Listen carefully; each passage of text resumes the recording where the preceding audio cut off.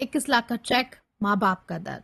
जी हाँ, ये कहानी है शहीद लेफ्टिनेंट की।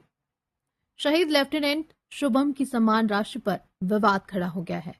असम विमान हादसे में शहीद हुए बिहार के लाल, असम के जोरहाट में हुए दर्दनाक विमान हादसे में बिहार के जहानाबाद निवासी फ्लाइट लेफ्टिनेंट शुभम कुमार शहीद हो गए थे।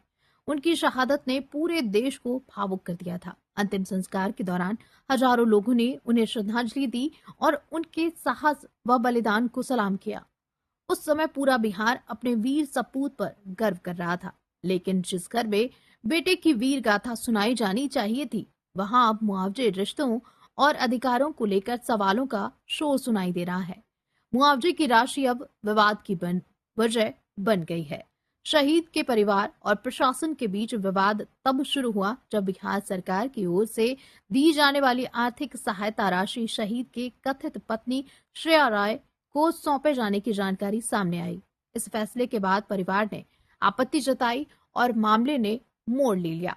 यह सवाल यह उठ रहा है कि इस सहायता राशि के वितरण में किन दस्तावेजों और प्रक्रियाओं को आधार बनाया गया। परिवार का दावा, कोर्ट मैरिज की कोई जानकारी नहीं दी गई। शहीद के पिता अमरेंद्र शर्मा का कहना है कि बेटे शुभम की कोर्ट मैरिज की जानकारी उन्हें कभी नहीं दी गई।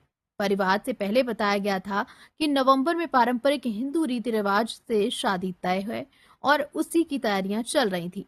अचानक कोर्ट मैरिज की बात सामने आने से परिवार पूरी तरह हैरान और आहत हो गया। पिता ने प्रशासन पर कई सारे सवाल उठाए। पिता अमरेंद्र शर्मा ने प्रशासनिक प्रक्रिया पर गंभीर सवाल खड़े किए हैं। उनका कहना है कि परिवार की आपत्तियों और दावों पर पर्याप्त विचार किए जाने से सहायता राशि से जुड़ा निर्णय लिया गया। उन्होंने मांग की है कि पूरे मामले की निष्पक्ष जांच हो, सभी तथ्यों को सामने रखा जाए। रिश्तों और दस्तावेजों पर छिड़ी ये बहस। अब मामले में सबसे बड़ा सवाल ये भी है कि सरकारी सहायता का वास्तविक और कानूनी हकदार आखिरकार कौन है।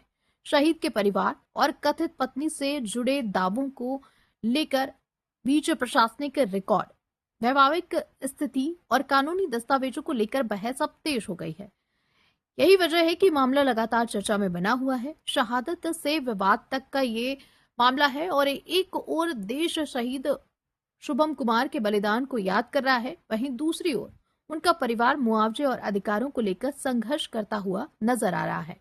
परिवार का कहना है कि उनका उद्देश्य किसी का विरोध करना नहीं, बल्कि न्याय और पारदर्शिता सुनिश्चित करना है। इस पूरे विवाद ने प्रशासनिक प्रक्रियाओं पर कई सारे सवाल खड़े कर दिए हैं। अब सबकी नजर अगले कदम पर है। मामले के सामने आने के बाद अब सभी की नजर प्रशासन और संबंधित पक्षों के अगले कदम पर बनी हुई है। यदि विवाद का समाधान नहीं निकलता है तो मामला कानूनी लड़ाई तक भी पहुंच सकता है।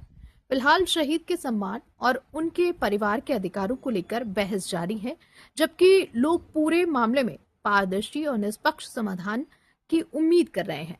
अब आपको क्या लग रहा है कि इस मामले पर क्या होना चाहिए? आपकी क्या टिप्पणी है? राशि परिवार को जानी चाहिए या फिर राशि उन्होंने जिससे कोर्ट मैरिज की उसको जानी चाहिए? आप अपनी राय हमें कमेंट सेक्शन में ज़रूर दे सकते हैं। ये उनका आंतरिक मामला है।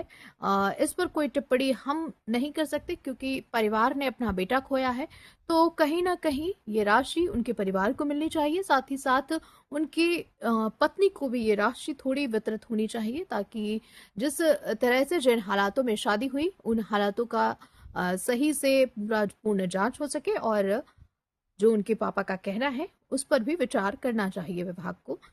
आपका क्या कहना है? आप हमें कमेंट सेक्शन में ज़रूर बताएं और ऐसी तमाम अपडेट के लिए बने रहिए मेरे साथ। मेरे चैनल को लाइक करें, शेयर करें, सब्सक्राइब करें। साथ ही साथ मेरा इंस्टाग्राम पेज ज़रूर फॉलो करें। इंस्टाग्राम पेज का नाम है expo with Esraj. Please share this.